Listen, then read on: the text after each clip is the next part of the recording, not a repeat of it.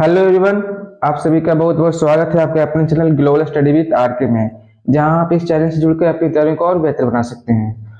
आज हम साइंस के 30 बहुत ही महत्वपूर्ण प्रश्नों को देखेंगे, जो कि आपके आने वाली जो भी परीक्षाएं हैं उसके लिए बहुत ही महत्वपूर्ण होने वाली है यह 30 प्रश्न। तो चलिए शुरू करते हैं आज का पहला प्रश्न।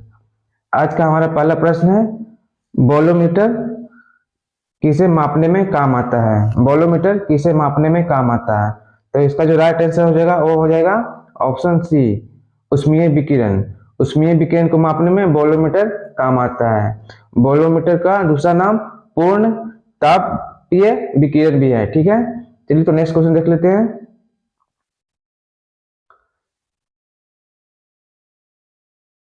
नेक्स्ट क्वेश्चन हमारा है, मोटर गाड़ी के रेडिएटर को ठंडा करने के लिए पानी का उपयोग क्यों किया जाता है?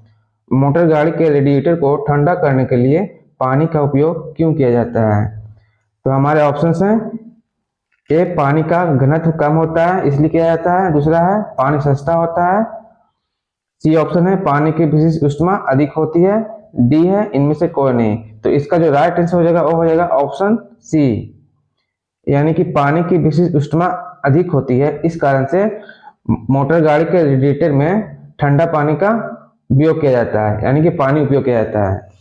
ठीक है, बात करें अगर विशिष्ट ऊष्मा की, तो पानी की विशिष्ट ऊष्मा अधिक होती है और हाइड्रोजन की विशिष्ट ऊष्मा पानी से भी अधिक होती है, यानी कि हाइड्रोजन की जो ऊष्मा होती है विशिष्ट ऊष्मा वह पानी से भी अधिक होती है। ठीक है, याद रखिएगा हाइड्रोजन की। नेक्स्ट क्वेश्चन देख लेते हैं, अस्थायी चुंबक जिस पदार्थ का बना होता है वह क्या कहलाता है? अस्थायी चुंबक जिस पदार्थ का बना होता है वह क्या कहलाता है? तो इसका जो राइट आंसर हो जाएगा वह हो जाएगा ऑप्शन बी, फेरोमैग्नेटिक। फेरोमैग्नेट पदार्थ का बना होता है अस्थायी चुंबक, जबकि अस्थायी चुंबक, अस्थायी जो चुंबक होता है वह नरम लोहे का बना होता है, जिसमें डीसी करंट का उपयोग किया जाता है। ठीक है, चलिए नेक्स्ट क्वेश्चन देख लेते हैं। क्वेश्चन नंबर 4, प्रोड्यूसर गैस निम्नलिखित में से किसका मिश्रण है? प्रोड्यूसर गैस निम्नलिखित में से किसका मिश्रण है? तो इसका जो राइट आंसर हो जाएगा वो हो जाएगा ऑप्शन डी, कार्बन मोनोऑक्साइड और नाइट्रोजन का, यानी कि CO प्लस N2 का मिश्रण है प्रोड्यूसर गैस। ठीक है, नेक्स्ट क्वेश्चन देख लेते हैं, लाल रक्त कणिकाएं निम्नलिखित में से किस नाम से जानी जाती है? लाल रक्त कणिकाओं को आरबीसी भी बोलते हैं। तो पूछ रहा है कि यह जो है किस नाम से जानी जाती है? तो इसका जो राइट आंसर हो जाएगा वो हो जाएगा ऑप्शन ए, एरिथ्रोसाइट। एरिथ्रोसाइट के नाम से आरबीसी को जानते हैं, यानी कि लाल रक्त कणिकाओं को। ठीक है, ल्यूकोसाइट को हम डब्ल्यूबीसी कहते हैं, डब्ल्यूबीसी ल्यूकोसाइट का नाम है। ठीक है, इसका नाम ल्यूकोसाइट है डब्ल्यूबीसी का। ठीक है, और जबकि लाल रक्त कणिकाओं का नाम हो गया एरिथ्रोसाइट, तो इसलिए ऑप्शन ए हमारा राइट आंसर हो जाएगा। नेक्स्ट क्वेश्चन देख लेते हैं,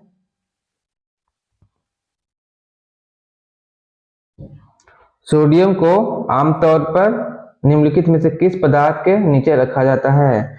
सोडियम को आमतौर पर निम्नलिखित में से किस पदार्थ के नीचे रखा जाता है? तो इसका जो राइट आंसर हो जाएगा वो हो जाएगा ऑप्शन बी, केरोसिन, यानी कि मिट्टी का तेल, इसके नीचे सोडियम पदार्थ को रखा जाता है, जबकि श्वेत फास्फोरस को जल में रखा जाता है। नेक्स्ट क्वेश्चन देख लेते हैं, पित्त निम्नलिखित में से कहाँ स्रावित होता है? पित्त निम्नलिखित में से कहाँ से स्रावित होता है, यानी निकलता कहाँ से पित्त? तो इसका जो राइट आंसर हो जाएगा वो हो जाएगा ऑप्शन ए, यकृत। यकृत से पित्त निकलता है, स्रावित होता है, जो कि जमा होता है कहाँ? पित्ताशय में जमा होता है। पित्ताशय में जाके जमा होता है जो पित्त निकलता है यकृत से। और पित्ताशय का जो आकार होता है वह नाशपाती के आकार का होता है। जहां तक पित्त का पीएच का वैल्यू है वह 7.7 होता है, याद रखिएगा। तो चलिए नेक्स्ट क्वेश्चन देख लेते हैं, निम्नलिखित में से कौन सा विटामिन किसी भी मांसाहारी भोजन में नहीं पाया जाता है? निम्नलिखित में से कौन सा विटामिन किसी भी मांसाहारी भोजन में नहीं पाया जाता है? हमारे ऑप्शन है विटामिन सी, विटामिन के, विटामिन डी, विटामिन B12। तो इसका जो राइट आंसर हो जाएगा वो हो जाएगा ऑप्शन बी, विटामिन के। विटामिन के जो है वह किसी भी मांसाहारी भोजन में नहीं पाया जाता है। नेक्स्ट क्वेश्चन देख लेते हैं। क्वेश्चन नंबर 9, मानव शरीर का सबसे बड़ा अंग निम्नलिखित में से कौन सा है? मानव शरीर का सबसे बड़ा अंग निम्नलिखित में से कौन सा है? तो इसका जो राइट आंसर हो जाएगा वो हो जाएगा ऑप्शन सी, यकृत। यानी लीवर जो होता है वह मानव शरीर का सबसे बड़ा अंग होता है। इसका जो वजन होता है वह 1.5 से 2 kg के लगभग होता है। ठीक है, नेक्स्ट क्वेश्चन देख लेते हैं। क्वेश्चन नंबर 10 है, निषेचन के परिणाम स्वरूप निम्नलिखित में से किस एक का निर्माण होता है? निषेचन के परिणाम स्वरूप निम्नलिखित में से किस एक का निर्माण होता है? तो इसका जो राइट आंसर हो जाएगा वो हो जाएगा ऑप्शन ए, युग्मनज का। निषेचन के फलस्वरूप युग्मनज का निर्माण होता है। ठीक है, नेक्स्ट क्वेश्चन देख लेते हैं। निम्नलिखित जोड़े में से किसकी एक जैसी बीमाएं होती है? यानी डायमेंशन किसका एक समान होता है निम्नलिखित में से? तो हमारे ऑप्शन हैं ए, बल और शक्ति का, बी, संवेग और आवेग का, सी, ऊर्जा और आवेग का, डी, संवेग और ऊर्जा का। तो इसका जो राइट आंसर हो जाएगा वो हो जाएगा ऑप्शन बी, संवेग और आवेग। संवेग और आवेग की जो डायमेंशन होती है, बीमाएं होती है, वह समान होती है।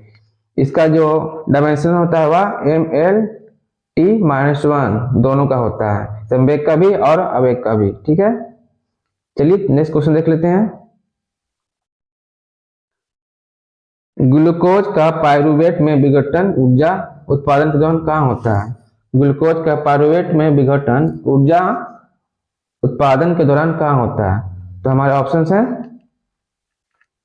ए, केंद्रक, बी, एंडोप्लाज्मिक रेटिकुलम, सी, माइटोकॉन्ड्रिया, डी, कोशिका द्रव। तो इसका जो राइट आंसर हो जाएगा वो हो जाएगा कोशिका द्रव में। यानी कि कोशिका द्रव में ऊर्जा उत्पादन होता है। किसका होता है? ग्लूकोज का पाइरूवेट में जब विघटन होता है तो होता है ऊर्जा उत्पादन होता है इसका। ठीक है, जबकि बात करें कोशिका द्रव की तो कोशिका द्रव केंद्रक और कोशिका भित्ति के बीच में पाया जाता है। कोशिका भित्ति और केंद्रक के बीच में पाया जाता है कोशिका द्रव। ठीक है, याद रखिएगा। तो ऑप्शन डी हमारा राइट आंसर हो जाएगा। चलिए नेक्स्ट क्वेश्चन देख लेते हैं। प्रतिध्वनि तरंगों के किस गुण के कारण उत्पन्न होती है? प्रतिध्वनि ध्वनि तरंगों के किस गुण के कारण उत्पन्न होती है? तो इसका जो राइट आंसर हो जाएगा वो हो जाएगा ऑप्शन बी, परावर्तन के कारण। परावर्तन के कारण प्रतिध्वनि उत्पन्न होती है। ठीक है, नेक्स्ट क्वेश्चन देख लेते हैं। विरंजक चूर्ण को पानी में मिश्रित करने पर कौन सी गैस निकलती है? विरंजक चूर्ण को पानी में मिश्रित करने पर कौन सी गैस निकलती है? तो इसका जो राइट आंसर हो जाएगा वो हो जाएगा option D, chlorine. Chlorine gas निकलती है। कब निकलती है? जब विरंजक चूर्ण को पानी में मिलाया जाता है तब क्लोरीन गैस निकलती है। क्लोरीन गैस का जो परमाणु संख्या होता है वह 17 होता है। अविंदकता दृष्टि दोष दूर करने के लिए किस लेंस का प्रयोग किया जाता है? अविंदकता दृष्टि दोष दूर करने के लिए किस लेंस का प्रयोग किया जाता है? तो इसका जो राइट आंसर हो जाएगा वो हो जाएगा ऑप्शन सी, सिलेंडरी लेंस। सिलेंडरी लेंस का उपयोग जो होता है वह अविंदकता दृष्टि जो दोष होता है उसे दूर करने के लिए किया जाता है। अविंदकता दृष्टि दोष में जो व्यक्ति होता है वह लेटे हुए या पड़े हुए वस्तु जो होता है या फिर खड़ा वस्तु होता है, दोनों में विभेद नहीं कर पाता है। यानी लेटे हुए वस्तु में और खड़ा हुआ जो वस्तु होता है उसके अंतर नहीं कर पाता है, उसका अंतर। ठीक है, तो इसका जो दोष होता है वह सिलेंडरी लेंस के उपयोग से दूर किया जा सकता है। ठीक है, चलिए नेक्स्ट क्वेश्चन देख लेते हैं। और बायोफोकल लेंस का जो उपयोग होता है वह जरा दृष्टि दोष में किया जाता है, उसकी खराबी को दूर करने के लिए। ठीक है, नेक्स्ट क्वेश्चन देख लेते हैं। निम्नलिखित में से अम्लीय वर्षा का क्या कारण है? निम्नलिखित में से अम्लीय वर्षा का क्या कारण है?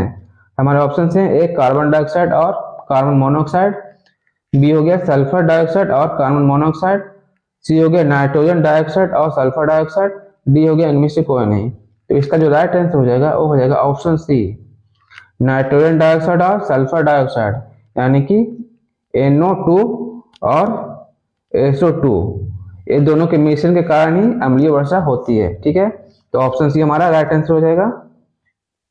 नेक्स्ट क्वेश्चन देख लेते हैं। विद्युत सेल क्या कार्य करता है? विद्युत सेल क्या कार्य करता है? तो विद्युत सेल जो होता है वह रासायनिक ऊर्जा को विद्युत ऊर्जा में बदलता है, यानी कि ऑप्शन बी हमारा राइट आंसर हो जाएगा। ठीक है, नेक्स्ट क्वेश्चन देख लेते हैं। कांसा निम्नलिखित में से किसका मिश्रण है? कांसा निम्नलिखित में से किसका मिश्रण है? हमारे ऑप्शन है, ए तांबा और जस्ता, बी तांबा और निकिल, सी तांबा और टीन, डी इनमें से कौन है? तो इसका जो राइट आंसर हो जाएगा वो हो जाएगा ऑप्शन सी, तांबा और टीन, यानी कि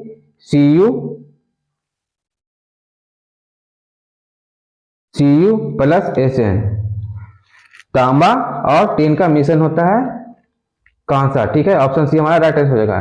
तो तांबा की जो मात्रा होती है वह 90% होती है कांसा में, और टीन की मात्रा 10% होती है, याद रखिएगा हमेशा। चलिए तो नेक्स्ट क्वेश्चन देख लेते हैं। निम्नलिखित में से कौन सी गैस फूलों का रंग उड़ा देती है? निम्नलिखित में से कौन सी गैस फूलों का रंग उड़ा देती है? तो इसका जो राइट आंसर हो जाएगा वो हो जाएगा option D, chlorine. Chlorine gas जो होती है वह फूलों का रंग उड़ा देती है। नेक्स्ट क्वेश्चन देख लेते हैं। न्यूटन सेकंड किसका मात्रक है? न्यूटन सेकंड किसका मात्रक है? तो इसका जो राइट आंसर हो जाएगा वो हो जाएगा ऑप्शन डी, आवेग का। आवेग का मात्रक होता है न्यूटन सेकंड। अगर इसकी डायमेंशन की बात करें तो इसका डायमेंशन होता है MLT -1, MLT के पावर -1 होता है। ठीक है, नेक्स्ट क्वेश्चन देख लेते हैं। मोनोजाइट किसका अयस्क है? मोनोजाइट किसका अयस्क है? तो मोनोजाइट जो है वह थोरियम का अयस्क है, यानी ऑप्शन ए हमारा राइट आंसर हो जाएगा। बात करें यूरेनियम की, तो यूरेनियम जो होता है वह पिंच ब्लेड का अयस्क होता है। ठीक है, नेक्स्ट क्वेश्चन देख लेते हैं। पादप कोशिका भित्ति किसकी बनी हुई होती है? पादप कोशिका भित्ति किसकी बनी हुई होती है? तो यह बनी होती है सेलुलोज की, यानी कि ऑप्शन डी हमारा राइट आंसर हो जाएगा। नेक्स्ट क्वेश्चन देख लेते हैं। बायोगैस में मीथेन की कितनी प्रतिशत मात्रा होती है? बायोगैस में मीथेन की कितनी प्रतिशत मात्रा होती है? इसका राइट आंसर हो जाएगा ऑप्शन सी, 65%। 65% मीथेन की मात्रा होती है बायोगैस में। नेक्स्ट क्वेश्चन देखते हैं। घरेलू ईंधन उपयोग में कोयले की किस किस्म का प्रयोग किया जाता है? घरेलू ईंधन उपयोग में कोयले की किस किस्म का उपयोग किया जाता है? तो इसका जो राइट आंसर हो जाएगा वह हो जाएगा ऑप्शन डी, बिटुमिन। बिटुमिन कोयले का उपयोग जो होता है वह घरेलू ईंधन में किया जाता है। बात करें सबसे अच्छे किस्म के कोयले की, तो वह एंथ्रासाइट होता है। ठीक है, और सबसे खराब कोयला होता है वह पिट कहलाता है। तो चलिए नेक्स्ट क्वेश्चन देख लेते हैं। प्रकाश का रंग निम्नलिखित में से किस पर निर्भर करता है? प्रकाश का रंग निम्नलिखित में से किस पर निर्भर करता है? हमारा ऑप्शन है, प्रकाश उत्सर्जित करने वाले स्रोत पर, उस माध्यम पर जिससे होकर प्रकाश आंखों पर पहुंचता है, सी प्रकाश के तरंगदैर्घ्य पर, डी उस ताप पर जिस पर प्रकाश उत्सर्जित होता है।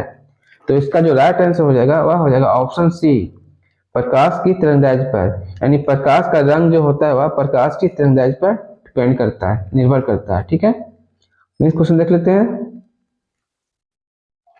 चूना जल को कौन सी गैस दूधिया बना देती है? चूना जल को कौन सी गैस दूधिया बना देती है? तो इसका जो राइट आंसर हो जाएगा वो हो जाएगा कार्बन डाइऑक्साइड, यानी कि ऑप्शन बी हमारा राइट आंसर हो जाएगा। CO2 गैस चूना जल को दूधिया बना देती है। ठीक है, नेक्स्ट क्वेश्चन देख लेते हैं। निम्नलिखित में से कौन सा पदार्थ सबसे अच्छा चालक होता है? निम्नलिखित में से कौन सा पदार्थ सबसे अच्छा चालक होता है? इसका जो राइट आंसर हो जाएगा वो हो जाएगा ऑप्शन ए, चांदी। चांदी जो होता है वह सबसे अच्छा चालक पदार्थ होता है। चांदी को हम लोग एजी यानी कि एजी रासायनिक संकेत से डिनोट करते हैं, इसका मतलब होता है अर्जेंटीनम। ठीक है, बात करें दूसरे सबसे अच्छे चालक की तो वह होता है तांबा होता है, जो कि हम लोग घरेलू उपयोग में लाते हैं उसका विद्युत में। ठीक है, तो चलिए नेक्स्ट क्वेश्चन देख लेते हैं। निम्नलिखित में से कौन कृमि कंपोस्ट तैयार करने के लिए काम में नहीं लिया जाता है? निम्नलिखित में से कौन कृमि कंपोस्ट तैयार करने के लिए काम में नहीं लिया जाता है? यहाँ पर पूछ रहा है किसका उपयोग कृमि कंपोस्ट तैयार करने में नहीं किया जाता है। तो हमारा जो राइट आंसर हो जाएगा वो हो जाएगा ऑप्शन सी, प्लास्टिक के अपशिष्ट का। प्लास्टिक के अपशिष्ट का उपयोग कृमि कंपोस्ट तैयार करने में नहीं किया जाता है, क्योंकि प्लास्टिक जो होता है वह सालों साल सड़ता गलता नहीं है, इसलिए इसका उपयोग कृमि कंपोस्ट तैयार करने में नहीं किया जाता है। नेक्स्ट क्वेश्चन देख लेते हैं। निम्नलिखित रोगों में कौन सा आनुवांशिक रोग है? निम्नलिखित रोगों में से कौन सा आनुवांशिक रोग है? तो इसका जो राइट आंसर हो जाएगा वह हो जाएगा ऑप्शन डी, वर्णांधता। वर्णांधता जो होता है वह एक आनुवांशिक बीमारी है जो पीढ़ी दर पीढ़ी चली आती है। ठीक है, नेक्स्ट क्वेश्चन देख लेते हैं।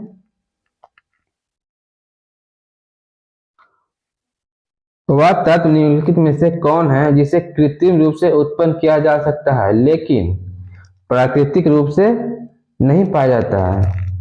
यानी कि जो कृत्रिम रूप से उत्पन्न किया जा सकता है लेकिन प्राकृतिक रूप में नहीं पाया जाता है, वह तत्व कौन सा है? हमारे ऑप्शन है ए रेडियम, बी यूरेनियम, सी प्लूटोनियम, डी थोरियम। तो इसका जो राइट आंसर हो जाएगा वह हो जाएगा सी, प्लूटोनियम।